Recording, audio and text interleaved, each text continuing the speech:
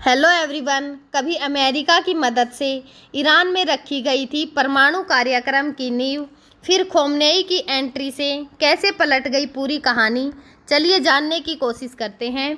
8 दिसंबर 1953 को United nation की जो बैठक हुई थी उसमें उस समय के जो अमेरिकी राष्ट्रपति थे आइजनहावर ने एक भाषण दिया था। उस भाषण का उन्होंने टाइटल रखा था एटम फॉर पीस, और कई देशों को जो है वो न्यूक्लियर टेक्नोलॉजी देना चाहते थे। उन देशों में ईरान भी जो है शामिल था। उन्होंने यह भी कहा था कि परमाणु हथियारों को सिर्फ सैनिकों के हाथों से छीन लेना जो है वो काफ़ी नहीं होगा, उन्हें ऐसे हाथों में देना चाहिए जो इसे शांति के लिए इस्तेमाल करना जानते हों। इजराइल और जो ईरान के बीच युद्ध चल रहा है, इस युद्ध में इजराइल ने जो है 12 दिनों तक जो है ईरान के इन्हीं परमाणु जो संयंत्र हैं उन पर हमले किए हैं। यहाँ तक कि जो अमेरिका के राष्ट्रपति डोनाल्ड ट्रंप हैं उन्होंने भी B-2 बॉम्बर भेजकर जो है वो हमले करवाए हैं। 68 साल पहले ईरान के जो न्यूक्लियर प्रोग्राम थे उन पर कैसे मेहरबान हुआ था अमेरिका। जो आइजनहावर हैं वह चाहते थे कि अमेरिका के जो सहयोगी देश हैं वे परमाणु ऊर्जा का इस्तेमाल खेती के लिए, इलाज, बिजली पैदा करने के लिए करें। उन्होंने एटम फॉर पीस प्रोग्राम को अमेरिका की न्यू न्यूक्लियर पॉलिसी जो है वो बना दिया था, लेकिन उनका असली मकसद जो है इसके पीछे कुछ और ही था। वह उस समय जो उनका शीत युद्ध चल रहा था रूस के साथ, असली जो उनका मकसद था वह था जो आइजनहावर हैं वह चाहते थे कि अमेरिका का कोई भी सहयोगी देश जो है वो रूस से न्यूक्लियर टेक्नोलॉजी जो है वो ना ले। 1954 में जो आइजनहावर हैं उन्होंने कई देशों को क्लियर ट्रेनिंग और रिसर्च के लिए छोटे रिएक्टर वगैरह जो हैं वो देने शुरू कर दिए थे। इन्हीं में ईरान भी शामिल था। 5 मार्च 1957 को अमेरिका ने ईरान के साथ जो है वो न्यूक्लियर डील की थी। तब ईरान में मोहम्मद रजा शाह पहलवी राजा हुआ करते थे। अमेरिका, ब्रिटेन और कई पश्चिमी देशों से उनके अच्छे रिश्ते थे। डील में उन्होंने कहा था कि अमेरिका ईरान को जो है वो मटेरियल या उपकरण देगा, उसे एटम बम बनाने के लिए यूज जो है वो नहीं किया जाएगा। जून 1959 में शाह ने जो है तेहरान यूनिवर्सिटी के कैंपस में तेहरान न्यूक्लियर रिसर्च सेंटर यानी कि TNRC की शुरुआत की थी। 1955 तक जो अमेरिकी कंपनी थी वे अमेरिकन जो मशीन है एंड फाउंड्री यानी कि AMF से TNRC को बनाकर तैयार कर दिया था। नवंबर 1967 में अमेरिका ने ईरान को 5 मेगावाट का थर्मल रिएक्टर दिया था। इसे तेहरान रिसर्च रिएक्टर भी कहा जाता है। इंटरनेशनल जो क्राइसिस ग्रुप है उनके ईरान प्रोजेक्ट के निर्देश अली वैज जो है वह कहते हैं कि जो अमेरिका ने रिएक्टर के फ्यूज के तौर पर ईरान को 93% तक जो है वो संवर्धित वेपन ग्रेड यूरेनियम भी दिया, यानी इससे एटम बम जो है वो बनाया जा सकता था।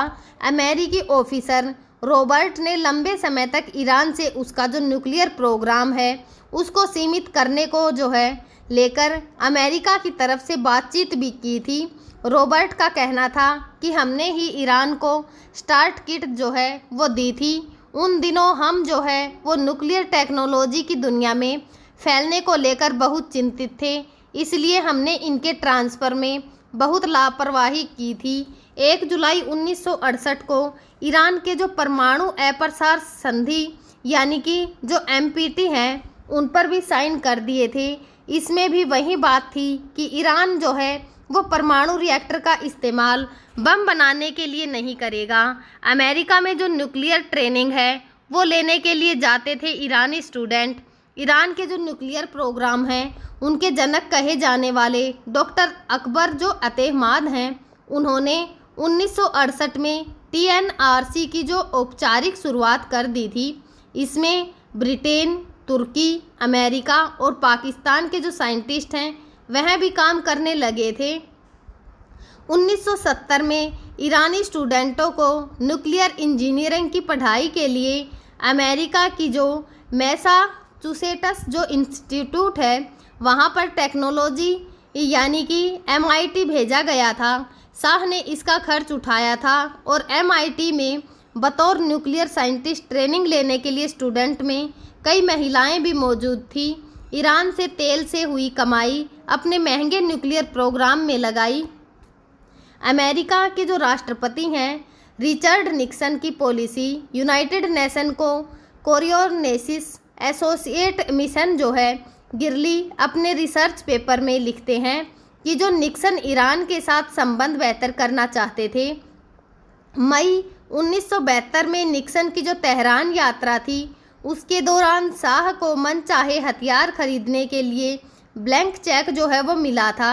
मार्च 1974 में शाह ने ईरान में 20 न्यूक्लियर रिएक्टर शुरू करने की घोषणा की।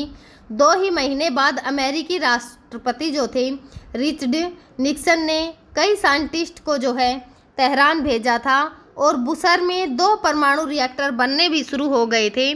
तेल कीमतें बढ़ने से ईरान को हुआ मुनाफा।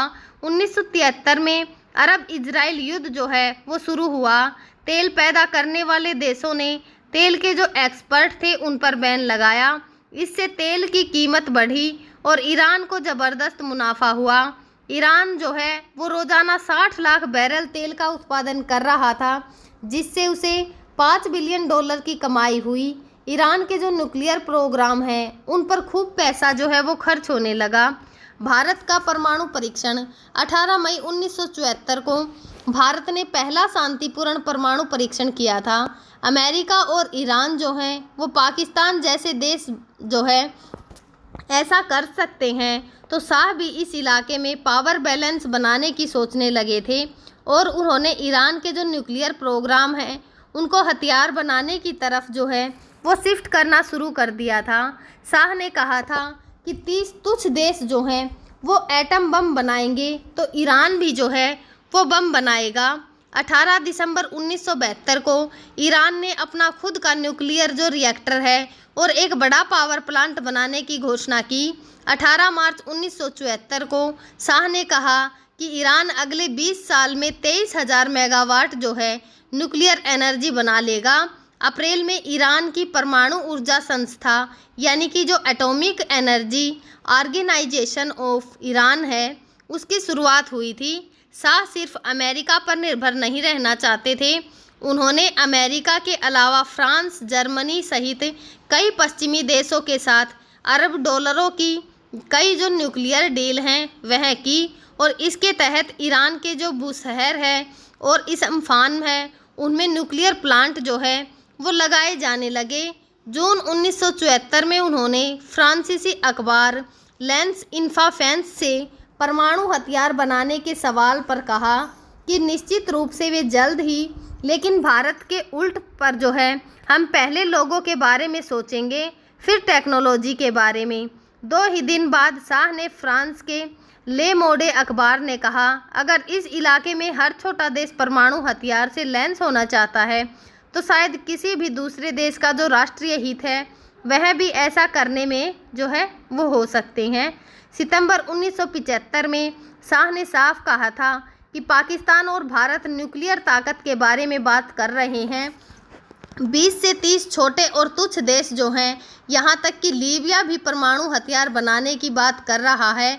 मुझे लगता है कि ईरान को भी अपनी पॉलिसी बदल लेनी चाहिए। 2008 में अकबर अतेह मां ने माना था कि जो शाह एटम बम है वह बनाने की कोशिश कर रहे थे। उन्होंने कहा मुझे शक था कि शाह बम बनाने की सोच रहे हैं। मेरी उनसे 3 घंटे बात हुई थी। उन्होंने कहा कि ईरान इस इलाके में सबसे मजबूत है, उसे परमाणु बम की ज़रूरत नहीं है, लेकिन अगर शाह सत्ता में रहते हैं तो परमाणु हथियार जो है वो ज़रूर बनाते, क्योंकि पाकिस्तान, भारत और जो इजराइल है उस समय पर परमाणु बम बना चुके थे। अमेरिका ने 8 रिएक्टर देने की बात कही थी जो उन्होंने कभी दिए ही नहीं। अमेरिका के लिए ईरान का जो न्यूक्लियर बम है वह बनाने का इरादा चिंता की बात थी। जो AIEA है उसने इसकी आशंका जताई थी कि इस पर शाह ने जो है तब कुछ वैसा ही कहा था जो आज ईरान कहता है कि ये उनका हक है कि वह यूरेनियम का जो संवर्धन है वह कर सकते हैं। जुलाई 1978 में अमेरिका और ईरान के बीच समझौता हुआ कि अमेरिका ईरान को 8 न्यूक्लियर रिएक्टर और जो मोस्ट फेवर्ड नेशन है उसका स्टेटस देंगे। बदले में ईरान को यह गारंटी देनी होगी कि वह बिना अनुमति के यूरेनियम का संवर्धन जो है वो नहीं करेगा। हालांकि अमेरिका ने ईरान को ये रिएक्टर कभी दिए ही नहीं, क्योंकि इसके बाद ईरान में इस्लामिक क्रांति हो गई थी, सत्ता बदली और नई इस्लामिक सरकार से अमेरिका के रिश्ते जो है वो बिगड़ते ही चले गए।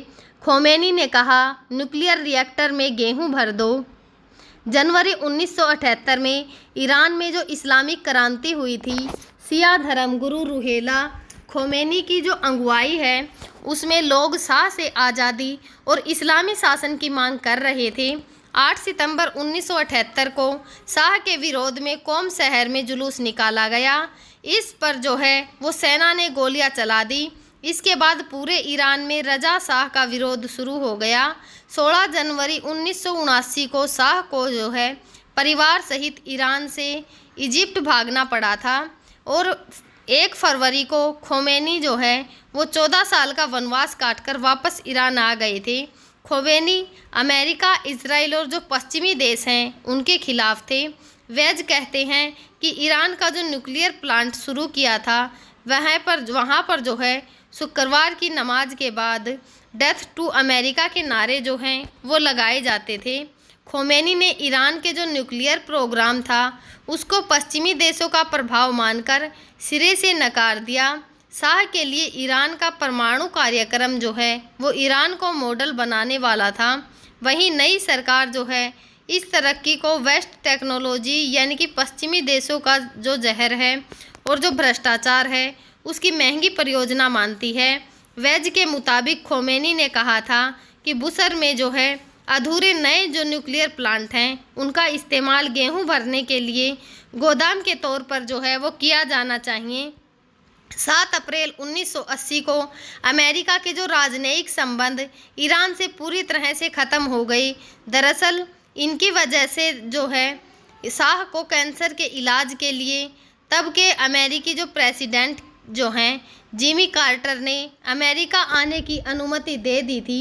अक्टूबर 1979 में शाह अमेरिका पहुंच गए। इससे नाराज़ जो ईरानी स्टूडेंट थे उन्होंने तेहरान में अमेरिकी दूतावास पर हमला कर दिया और 52 अमेरिकों को बंधक बना लिया। शाह की तो जुलाई 1980 में ही जो है वो मौत हो गई, लेकिन अमेरिका बंधकों को पूरे 444 दिन के बाद 20 जनवरी 1981 को रिहा किया गया। अमेरिका ने ईरान को यूरेनियम जो है वो वह भी देना बंद कर दिया। 1980 तक ईरान का जो परमाणु कार्यक्रम था वह भी लगभग पूरी तरह से ठप हो गया था। ईरान ने जंग और बिजली की कमी ने ईरान को दोबारा जो है वो परमाणु बम बनाने के लिए उकसाया। 1980 से 1988 तक ईरान और इराक में जंग चली। अमेरिका ने एक तरफ सद्दाम को मदद की जब उसने ईरान पर रासायनिक हथियारों से हमले किए, तो अमेरिका ने आंखें मूंद ली और दूसरी तरफ ईरान को जो है आतंकियों का जो समर्थन है वह करने वाला देश बताकर उनके हथियार खरीदने पर बैन लगा दिया। इतना ही नहीं, अंदर ही अंदर अमेरिका को डर लग रहा था कि ईरान रूस से हथियार जो है वो ना खरीद ले, इसलिए उसने 1981 से लेकर 1986 तक ईरान को चोरी छिपे हथियार भी बेचे। नवंबर 1986 को जो है वह एक लेबनानी अखबार ने इस चीज़ का खुलासा किया था। 8 साल की जंग में करीब 5 लाख सैनिक और 1 लाख आम आदमी जो है वो मारे गए थे। इराक के जो तानाशाह थे सद्दाम हुसैन ने कई बार बुशर और जो दूसरे न्यूक्लियर पावर प्लांट हैं उन पर बमबारी भी की। इससे ईरान में बिजली की जो भारी कमी है वह हो गई थी। वेज के मुताबिक वे जो है उस वक्त ईरान में ही थे। खोमेनी ने ईरान के जो न्यूक्लियर प्लांट हैं उसको दोबारा शुरू करने का सोचा। हालांकि ये साफ जो है नहीं है कि बिजली की ज़रूरत के चलते ऐसा किया गया था या फिर परमाणु हथियार बनाने के लिए ऐसा किया गया था। पाकिस्तान ने ईरान को चोरी छिपे बेची बम बनाने की टेक्नोलॉजी।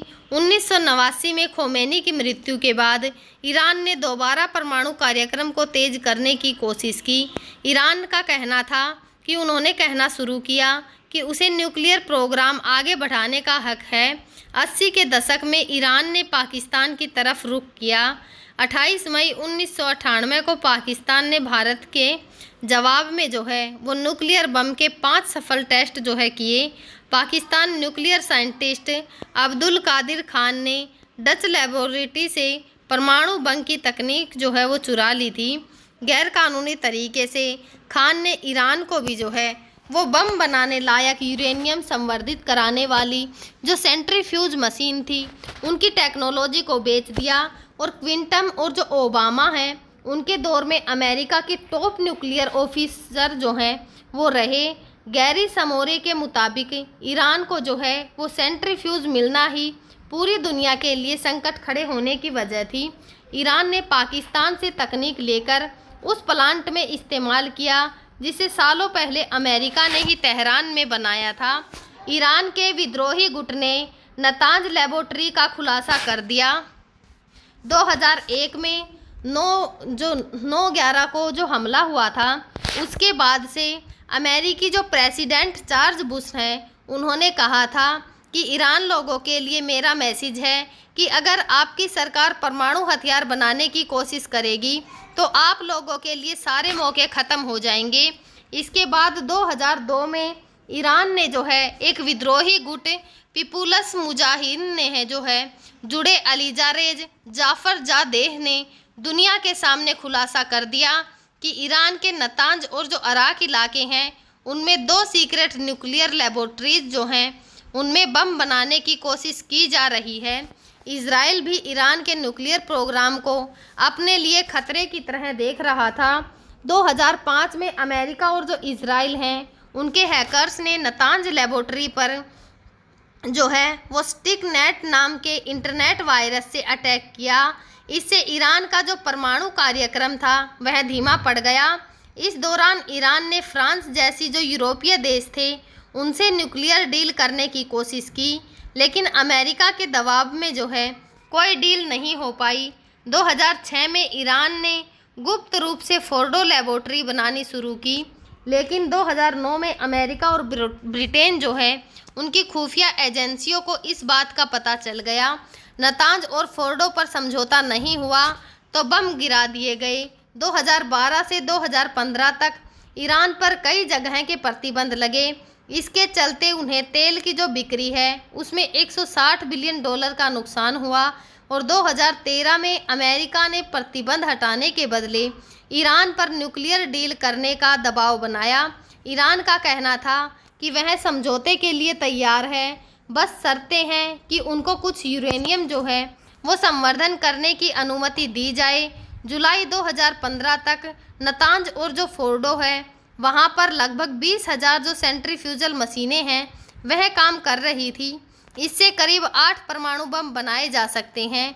2015 में ईरान ने P5+1 ग्रुप यानी अमेरिका, ब्रिटेन, फ्रांस, चीन, रूस और जो जर्मनी है उनके साथ समझौता कर लिया। इसके तहत दोनों प्लांटों से यूरेनियम के जो संवर्धन है उन पर सख्त प्रतिबंध लगाए गए। बदले में ईरान पर लगे जो ट्रेड बैन है वह हटा दिए गए। हालांकि ईरान जो है वो गुपचुप तरीके से यूरेनियम का संवर्धन जो है वो करता रहा। मई 2018 में ट्रंप ने जो है वो जकोपोवा का समझौता रद्द कर दिया और ईरान पर ज़्यादा सख्त नियम लगा दिए। यहीं से बात बिगड़ने लगी। ईरान इस बैन को मानने के लिए जो है वो तैयार नहीं हुआ। इसके बाद कई बार अमेरिका ने ईरान पर जो है वो नए सिरे से न्यूक्लियर डील करने का दबाव बनाया।